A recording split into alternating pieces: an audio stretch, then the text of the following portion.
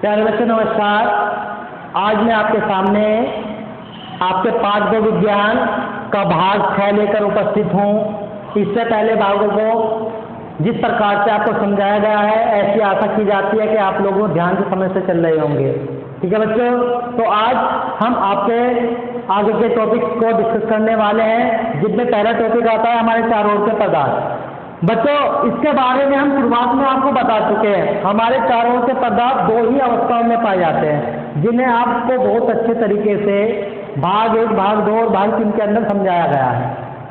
आज हम आपको इन भागों के अन्य कुछ रूपों के बारे में बताएंगे। जैसे आपको बताया गया कि जो पदार्थ होते हैं 2 प्रकार के होते हैं, एक तो शुद्ध अवस्था में पाए जाते हैं और एक अशुद्ध अवस्था में पाए जाते हैं। अशुद्ध अवस्था को आपको अच्छे तरीके से बता दिया गया था। बात की थी आपसे शुद्ध पदार्थ होगी, तो साथ ही आपको बताया गया कि जो शुद्ध पदार्थ होते हैं वो 2 रूपों में पाए जाते हैं। नंबर 1 तत्वों के रूप में और नंबर 2 यौगिकों के रूप में। तो आज हम तत्वों के और यौगिकों के बारे में आपको जानकारी देने वाले हैं, तो सभी बच्चे ध्यान से समझने की कोशिश करेंगे। आइए शुरू करते हैं आपको तत्व और यौगिक के बारे में जानकारी।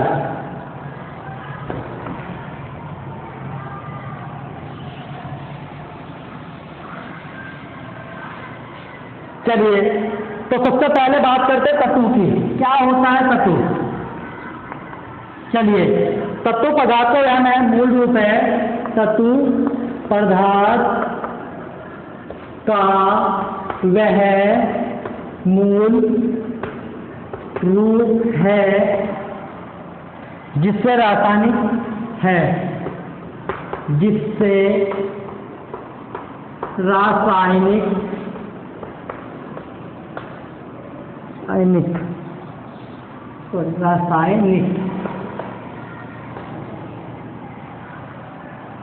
प्रतिक्रियाओं द्वारा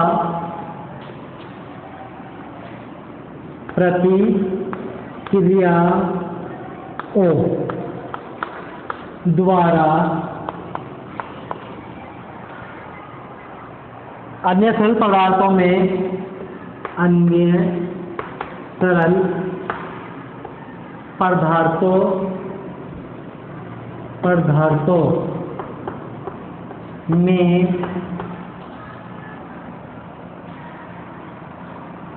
विभाजित नहीं किया जा सकता। विभाजित नहीं किया जा सकता।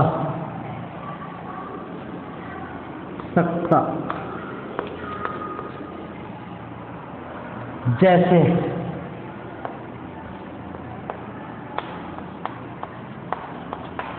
Hydrogen, helium, lithium, hydrogen, helium,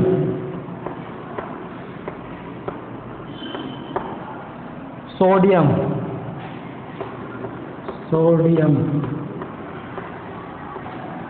और जी लिथियम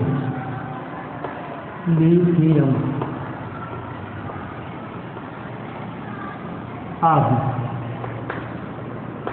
ठीक है बच्चों, तो तत्व किसे कहते हैं? तत्व पदार्थ का वह मूल रूप है जिसे रासायनिक प्रतिक्रियाओं द्वारा अन्य सभी पदार्थों में विभाजित नहीं किया जा सकता। मतलब कहने का यह है कि जो तत्व होता है वो अपनी मूल अवस्था में होता है, उस तत्व को उसकी अवस्था से बदला नहीं जा सकता। तो ऐसे पदार्थ जिनको उनकी मूल अवस्था से नहीं बदला जा सकता या अन्य सरल पदार्थों में तोड़ा नहीं जा सकता, ऐसे पदार्थों को हम क्या कहते हैं? तत्व कहते हैं। एग्जाम्पल आपको दिया है हाइड्रोजन, हीलियम, सोडियम और लिथियम। ऐसे बहुत सारे तत्व है जिनको आप अन्य किसी तत्व के रूप में नहीं तोड़ सकते। तो हाइड्रोजन या लिथियम, सोडियम आपके ऐसे तत्व हैं जिनको आप एक रूप से दूसरे रूप में बदल नहीं सकते। ठीक है, तो तत्व किसे कहते हैं? तत्व किसी पदार्थ का वह मूल रूप होता है जिसे हम किसी रासायनिक क्रिया द्वारा अन्य सरल पदार्थों में विभाजित नहीं कर सकते। नेक्स्ट हम बात करते हैं तत्व के कुछ महत्वपूर्ण अवयवों के बारे में। जैसे आपने लिया, देखो तत्व क्या होता है। अभी तक हमारी प्रकृति के अंदर कुल मिलाकर 100 तत्व पाए गए हैं। जैसे आपका हाइड्रोजन है, हीलियम है, लिथियम है या सोडियम है, ऐसे ही आपके कुल मिलाकर 110 तत्व प्रकृति के अंदर पाए जाते हैं। अब क्वेश्चन ऐसा होता है कि ये 110 तत्व जो है आपको प्रकृति के द्वारा ही मिलते हैं, या कभी कभी ये सवाल आ जाता है कि बताइए प्रकृति में कुल कितने तत्व पाए जाते हैं और उन तत्वों में मानव निर्मित तत्व कितने होते हैं। तो अगर अभी तक की हम बात करते हैं, अभी तक कुल मिलाकर 110 से अधिक तत्वों की खोज की जा चुकी है। इनमें कुछ तत्व तो ऐसे हैं जो मानव निर्मित हैं और कुछ तत्व ऐसे हैं जो आपको प्रकृति से प्राप्त हुए हैं। मानव निर्मित से मतलब मैं समझ गए होंगे, मानव निर्मित से मतलब होता है जिन तत्वों को मानव ने बनाया है, और प्राकृतिक निर्मित का मतलब है जो तत्व हमें प्रकृति से प्राप्त हुए हैं। तो आप ये कह सकते हैं अभी तक ज्ञात तत्वों की संख्या, अभी तक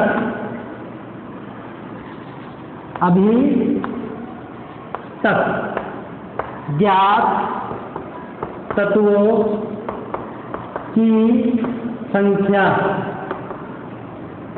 110 से अधिक है। ठीक है बच्चों, चलिए अब नेक्स्ट, इन 110 में से 92 तत्व यानी 92 तत्व ऐसे हैं जो हमें प्रकृति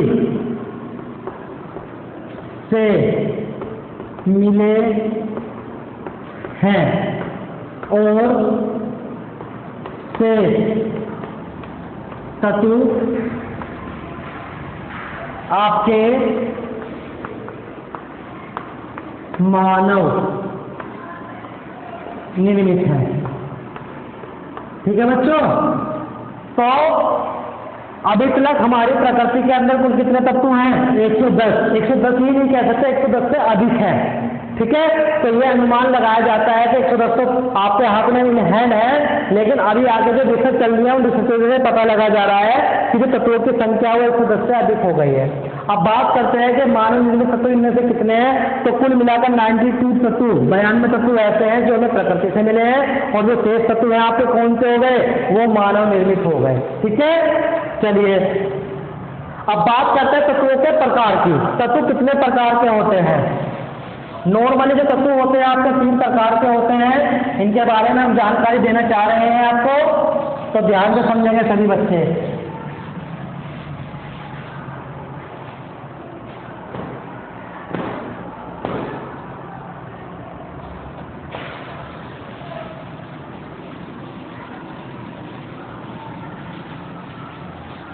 तो तत्व कितने प्रकार के होते हैं? नॉर्मली तत्वों के प्रकार देखिए, तत्वों के प्रकार।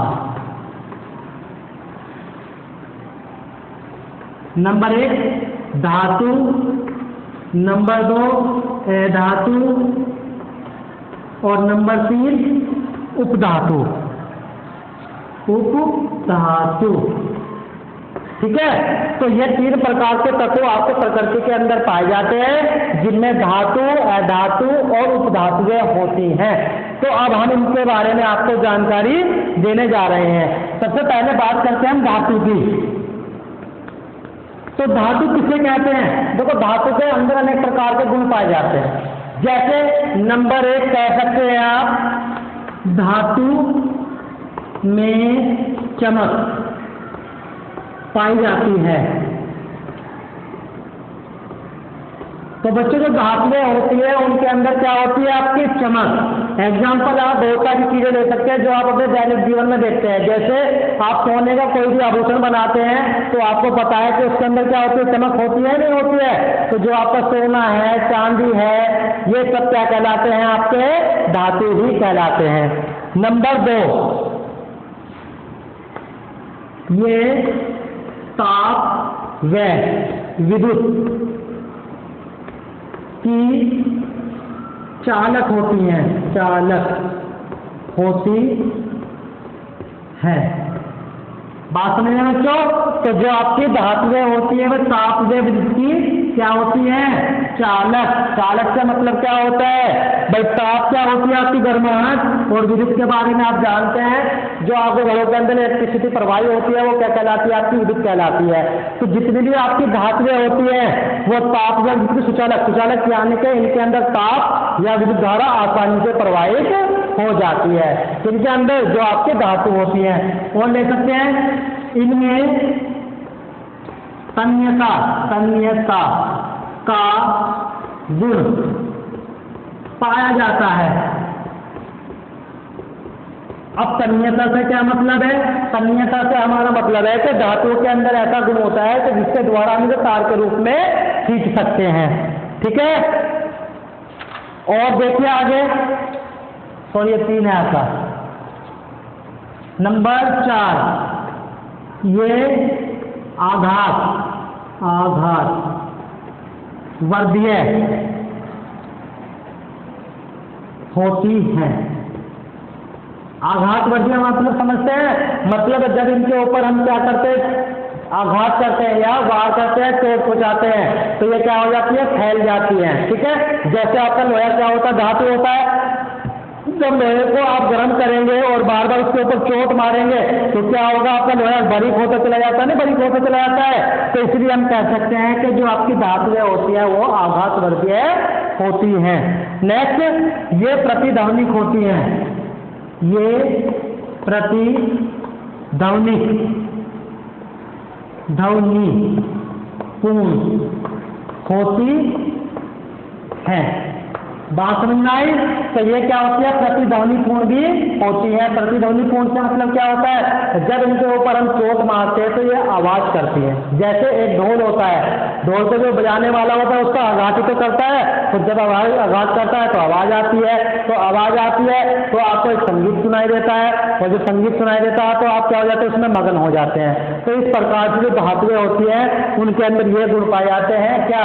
इनके अंदर चमक होती है, ताप और विद्युत की चालक होती हैं, इनमें तन्यता का गुण पाया जाता है, आघातवर्धीय होते हैं और प्रतिध्वनिक होती हैं। तो जिस भी तत्व के अंदर ये सारे के सारे गुण विद्यमान होते हैं उन तत्वों को हम क्या कहते हैं, धातु कहते हैं। बात करते हैं अब हम किसकी, यहाँ पर देखो ये सारी की सारी धातुएं क्या होती है, आपकी सारी की सारी धातुएं आपको ठोस अवस्था में पाई जाती है, लेकिन मात्र एक ऐसी धातु भी है जो आपको द्रव अवस्था में पाई जाती है। तो क्या आप लोग जानते हैं कि उस धातु का क्या नाम है जो आपकी द्रव अवस्था में पाई जाती है? भाई आपको बताया कि लोहा है, सोना है, चांदी है, एल्यूमिनियम है, कॉपर है, ये सब क्या कहलाएंगे, आपकी धातु कहलाएंगे। और यदि आप इन चीजों को जानते हो तो सारी की सारी कैसी पाई जाती है, आपकी ठोस अवस्था में पाई जाती है। तो मात्र एक धातु ऐसी होती है जो साधारणतः कमरे के ताप पर द्रव अवस्था में पाई जाती है। तो उस धातु का क्या नाम है, जानते हैं क्या? उस धातु का नाम है आपका पारा। क्या है? पारा, या इसे हम क्या कह देते हैं, मरकरी भी कह देते हैं। ठीक है, तो ये मात्र एक ऐसी आपकी धातु है जो कौन सी अवस्था में पाई जाती है, द्रव अवस्था में पाई जाती है। ठीक है, तो ये आपका याद रखने योग्य क्वेश्चन है, पेपर में आ सकता है। ठीक है, वह कौन सी धातु है जो कमरे के ताप पर द्रव अवस्था में पाई जाती है, तो उसका नाम क्या है आपका, पारा।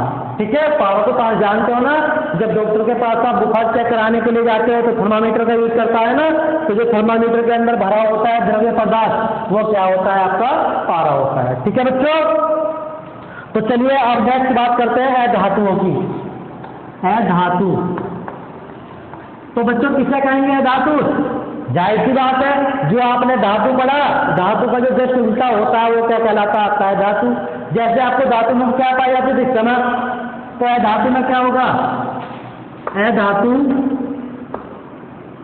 धातु में चमक नहीं होती। ठीक है, तो ऐसे पदार्थ जिनके अंदर चमक नहीं पाई जाती उन्हें क्या कहते हैं हम, अधातु। नंबर 2, ये ताप व विद्युत की क्या होती है, भाई वो सुचालक कौन सी, चालक कौन सी है, क्या होंगी, विद्युत की कुचालक। कुचालक अर्थात इनके अंदर ना तो ताप का कोई प्रभाव पड़ता है और ना ही विद्युत का कोई प्रभाव पड़ता है। तो ऐसे पदार्थ जिनके अंदर ताप और विद्युत का किसी प्रकार से कोई फर्क नहीं पड़ता उन पदार्थों को हम क्या कहते हैं, अधातु। नेक्स्ट नंबर 3 आप लिख सकते हैं, वही जो आपको बताया था, ये प्रतिध्वनि ध्वनि पूर्ण व आघात आघातवर्धीय नहीं होती। बात समझ में आई क्या?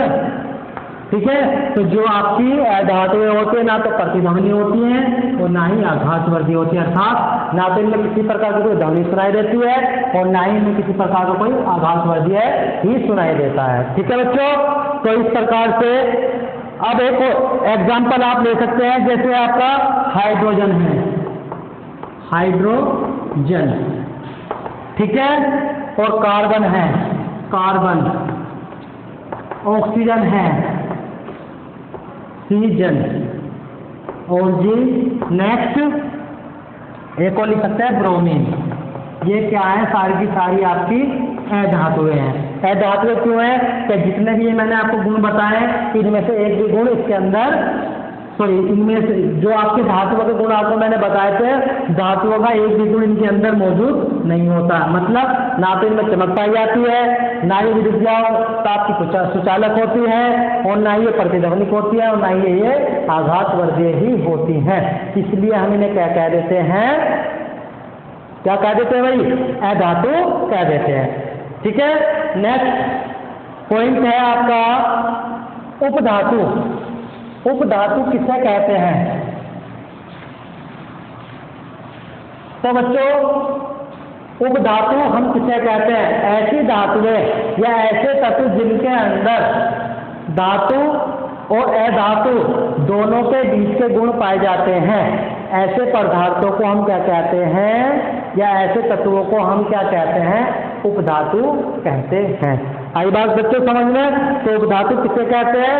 ऐसे पदार्थ या ऐसे तत्व जिनके अंदर धातु या अधातु दोनों के बीच के गुण पाए जाते हैं, ऐसे तत्वों को हम उपधातु कहते हैं। एग्जाम्पल आप ले सकते हैं, जैसे आपका है, जैसे आप ले सकते हैं बोरान, बोरान, कोमा ले सकते हैं सिलिकॉन, सिलिकॉन, और ले सकते हैं जर्मेनियम, जर्मेनियम, ये सारे के सारे जर्मेनियम आदि, ये सारे के सारे आपके क्या कहलाते हैं बच्चों? उपधातु कहलाते हैं। तो बात समझ में आई? तो ऐसे पदार्थ जिनके अंदर धातु और अधातु दोनों के बीच के गुण पाए जाते हैं, उन तत्वों को हम क्या कहते हैं? अधातु कहते हैं। ठीक है बच्चों, तो इस तरीके से आपकी धातु, अधातु, उपधातु के बारे में आपको जानकारी मिल गई होगी, और साथ ही आपको यह पता भी लग गया होगा कि तत्व कितने प्रकार के होते हैं। ठीक है, थैंक यू बच्चों। नेक्स्ट आपका एक टॉपिक बचता है इसके अंदर, उसके बारे में हम आपको जानकारी प्राप्त करेंगे। क्या बचता है आपका? यौगिक। तो यौगिक के बारे में अगले वाले भाग में हम आपको समझाएंगे। Thank you class.